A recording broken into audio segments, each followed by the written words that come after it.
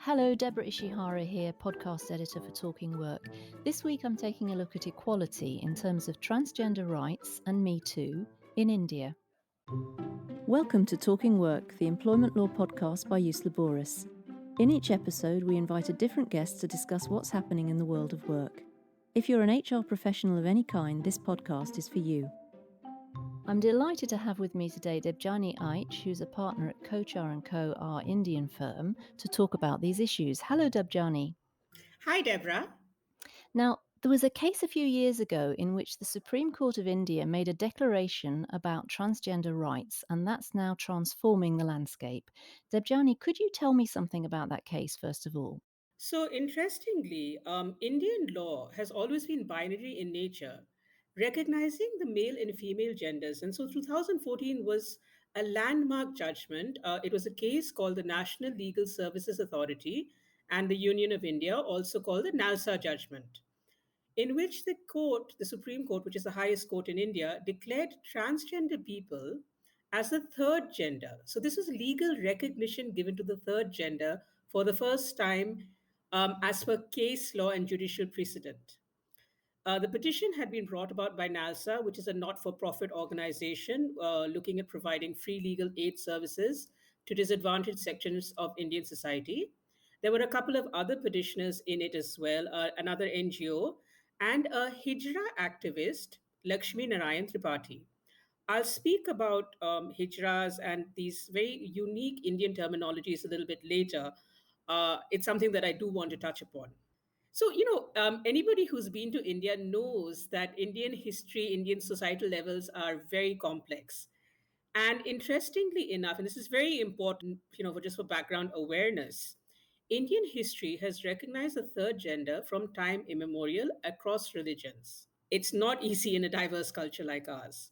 One could say that with the advent of colonialism and super sensitivity or heightened sensitivity, there was a narrowing down of a lot of free thinking across the country, resulting in several archaic laws and practices. The Nalsa judgment is truly one of the most important steps towards gender equality in India, wherein Indian citizens now have the right to self identification of their gender as male, female, or third gender. Very importantly, all fundamental rights guaranteed to an Indian citizen under the Constitution of India are now equally applicable to transgenders. The Supreme Court laid down some brilliant, in my opinion, and path breaking guidance, which included requiring reservations to transgenders in admissions in educational institutions, public sector jobs, directing the so the federal government in India is called the central government, and state governments to take proper measures to provide medical aid, medical care to transgenders, very importantly for dignity and respect, separate public toilets and other facilities. And something I think which is in line with a lot of global practices was the Supreme Court said that it is preferable to follow the psyche of a person and use a psychological test as opposed to a biological test to determine gender, declaring that insisting on sex reassignment surgery or sex reaffirming surgery, which is a better term to use in my opinion, as a condition for changing one's gender is illegal. Okay. And how has the judgment impacted the law in India since it was handed down? So India, we have a long history of creating a lot of draft laws that go through various permutations before they're actually codified into law. Partially in response to the Nalsa judgment in 2019, the Indian Parliament enacted what is called the Transgender Persons Protection of Rights Act. This act has had its fair share of criticism from cis and trans individuals. The rules are still not in place, but it's still all said and done, this is the first codified law in India that defines a transgender and also provides various legal protections to them. And who exactly is covered by the Act? Transgender in the Act includes all individuals whose gender does not conform to the gender assigned to them at birth. And this includes trans men and trans women, whether or not they've undergone sex reassignment surgery. I know I'm using sex reassignment surgery. That's what the law says. I would ideally like to have used sex reaffirmation surgery, but I'm sticking with sex reassignment because that's what the law says. And the law also includes individuals with socio-cultural identities like Kinnar, Hijra, which I mentioned earlier, Aravani, and Jogta. Hmm. These terms, Kinnar, Hijra, Aravani, and Jogta, they are used often interchangeably. It's very important to know that you shouldn't use these terms in a derogatory manner. Putting it across very simply, and there are a lot of social layers here. Hijra, Kinnar, and Aravani have the same meaning, which can be loosely translated in English as a eunuch. Hijra and Kinnar are terms used in northern India and western India, with Aravani more commonly seen in southern India, specifically Tamil Nadu. Jogta or Jogti, as the case may be, are terms used in Maharashtra and Karnataka, again loosely including male and female servants who dedicate their lives to gods in different temples. Other sections that you see mentioned in the Nalsar judgment are Kothis, which are a heterogeneous group of biological males who show varying degrees of being effeminate. They may not necessarily identify as being transgender or being a hijra. It's a very complex, very subtle arrangement of layers of society, actually layers of individuals, and one really truly needs to spend a lot of time in understanding about the nuances, about the deep rooted history of transgenders in India to actually appreciate how this Hmm. works. That's really fascinating stuff. Um, Getting back to the Act, who's required to implement the Act? Okay, so the Act talks about stakeholders, identified stakeholders, which include the central government, the state governments, and establishments under Indian company law, which include private sector companies, associations, cooperative societies, trusts, Hmm. etc. Which brings us to employers. So, what are employers required to do under the Act? It's something extremely simple. I'll start with a very simple premise of ensuring respect and equal opportunity at the workplace across board. Employers, both in the government and the private sector, need to make sure not to discriminate against trans individuals. They can't deny or discontinue access to employment or treat them unfairly. When I talk about discontinuing, I'm talking about termination aspects. They need to recognize trans identity. There's a specific chapter in the Act, Chapter 5, that talk about rules relating to recruitment and promotion, for example. Employers also need to have an adequate grievance redressal mechanism to deal with complaints relating to violations of the Act. And are there penalties for failure to comply with the Act? There are penalties. The penalties have received some amount of criticism from the trans community as not being stringent enough. Right now, the penalties that exist, including some that impact labor, for example, if anybody compels or entices a transgender individual into forced or bonded labor, or commits an act or intends to do an act causing physical, sexual, verbal, emotional, or economic harm or abuse against a transgender individual, they may be punishable with imprisonment of between 6 months to 2 years or a fine. The fine hasn't been specified yet. And do you expect all this to have a big impact on the way transgender people are actually treated in the workplace? For a country like India, where there have been transgenders since literally, I mean, since time immemorial, we're still looking at a bit of a long haul path to ensure genuine inclusivity and diversity at the Indian work structure. The Act comes with its own flaws, major ones being the requirement of a transgender person to obtain a government certificate and a transgender person certificate, which will give a trans person the right to change the name on their birth certificate and all other documents updated accordingly. So, while you can get this certificate based on self identification, in case of sex reassignment surgery, a revised certificate will need to be obtained, which is contrary to gender identification as generally accepted in many parts of the world. The Act is thus I would say, a preliminary step to at least ensuring basic inclusion at the Indian workplace. The extent to which the stakeholders will take positive steps to facilitate inclusion is uncertain. There are some penalties, but the Act is largely silent on the consequences of non compliance by stakeholders. So what I feel, and I think this is something that's echoed by a lot of people, a lot of allies working in the LGBTQIA space, is that preparing the Indian workspace for an inclusive approach towards transgender individuals is going to be a bit of an uphill task, as accommodating societal changes of this magnitude has been notoriously slow in India. Improving the status of the transgender community will really have to be a collective effort. Educating oneself about this section of society is a really big step in the right direction. So, what do you suggest employers should do to ensure the culture of their organisations is fair for trans people? I say this a lot whenever I do trainings and workshops for my clients and otherwise. And this is something I reiterate all the time. I said it right at the beginning. It's a really simple premise: ensure respect at the workplace.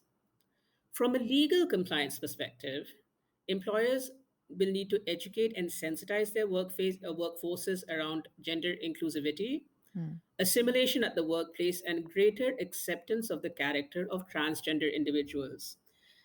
Deborah, from a societal perspective, how things have progressed over the years is that even men and women, if you're looking at cis men and cis women, even there's a bit of a divide at the workplace even now amongst them. We don't do very well with intergender conversations, and then making sure that there's complete acceptance of a transgender human, a transgender person, is even more nuanced as such. Mm. So employers need to review policies from an IND perspective.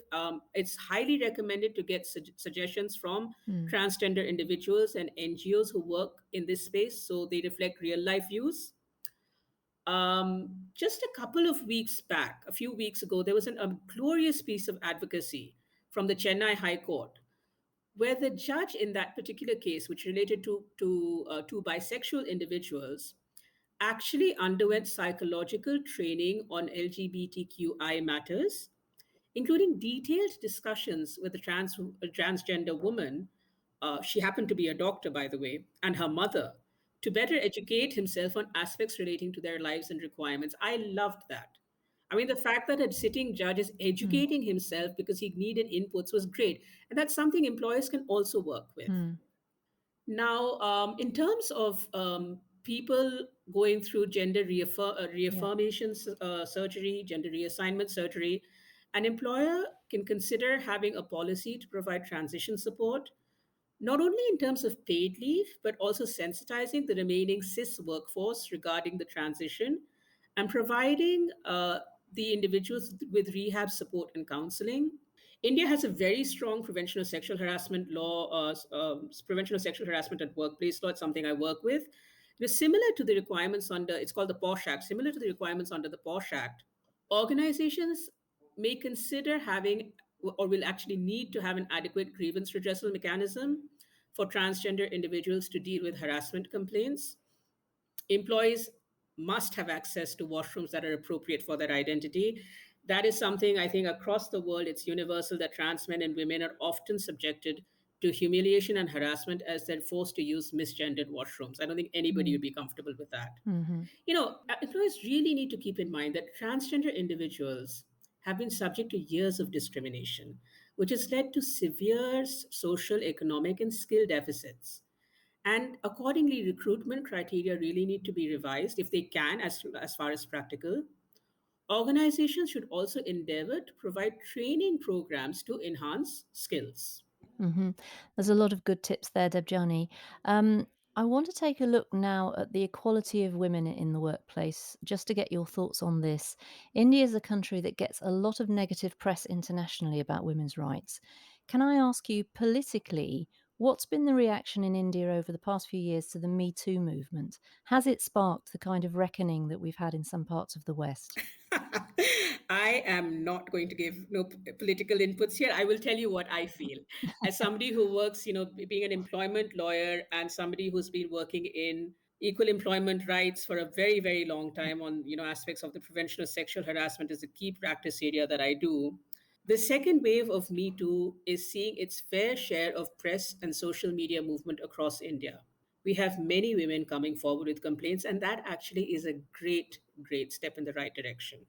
There is a distinct awareness around sexual harassment at work issues, with most companies ensuring compliance with the law. I work a lot in this space. I have over a decade. It sounds makes me sound very old, but I have over a decade of working in this space. And from a personal perspective, I find many companies truly involved in ensuring that the workplace is a safe place for all genders, including women, way more than the law may require, which for me is so heartening to see. So it does sound like employers are reacting to Me Too, even though the law isn't keeping up.